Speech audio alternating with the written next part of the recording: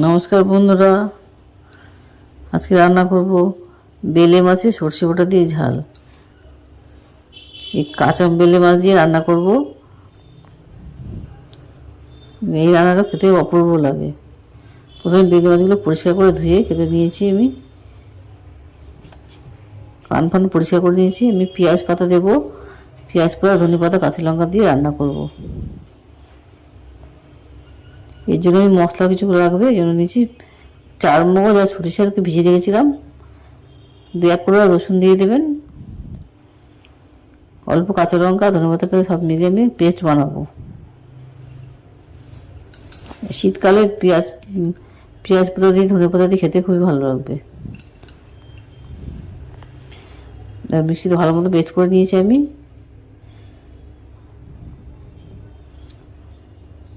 বেলে মাছের মধ্যে সর্ষে বাটা পড়লে স্বাদ থেকে পাল্টে যায়।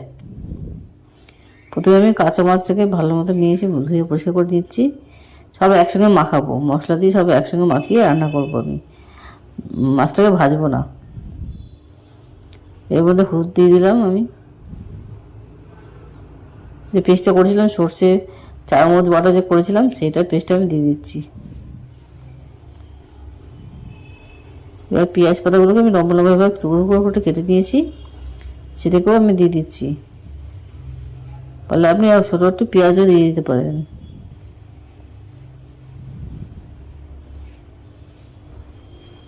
সবগুলোকে ভালো করে আমি মিশাবো।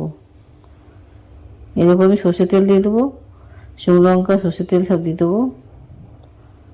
পরিমাণ মতো নুনটা দিয়ে দেবো। নুনটা একটু বেশি দেবে, কারণ নুনটা একটু মজতে টাইম লাগবে। পেঁয়াজ পাতা করে নুন দিলে মজে যাবে। সর্ষের তেলটা দিয়ে দিচ্ছি আমি। বাড়িতে লেবু থাকলে লেবু দিয়ে দেবেন, নাহলে ভিনেগার দিয়ে দেবেন। সামান্য পরিমাণ ভিনেগার দেবেন। ভিনেগার না থাকলে পাতিলেবু রসও দিয়ে দিতে পারেন। এতে মাছটা খুব সফট হবে।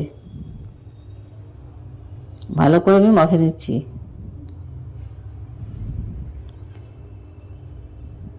এইভাবে আপনি পাতুরিও করতে পারবেন। বেলে মাছে পাতুরি করতে চাইলে পাতুরিও করতে পারবেন। এবার আমি পাতুরি করবো না, আমি সরাসরি কড়ার মধ্যে রান্না করব। এই রান্না যদি আপনার পছন্দ হয়, লাইক এবং সাবস্ক্রাইব করবেন।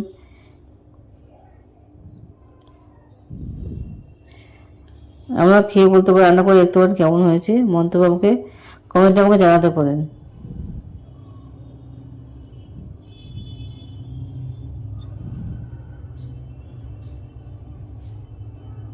ভালো মতো করে মাখিয়ে নিয়েছি আমি।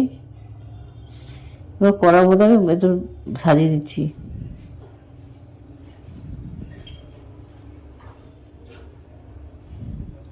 সবগুলো ভালো করে আস্তে আস্তে করে গুছিয়ে নিয়ে সমস্ত মশলাটা দিয়ে দেবো ওর মধ্যে।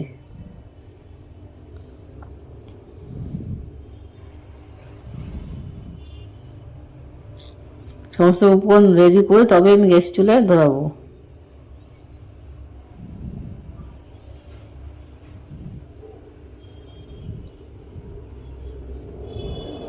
সমস্ত রেডি হয়ে গেছে। সামান্য একটু মশলা ধোয়া জলটাও দিয়ে দেবো একটু, নাহলে কড়ার মধ্যে লেগে যেতে পারে। সামান্য একটু জলও দিয়ে দিলাম।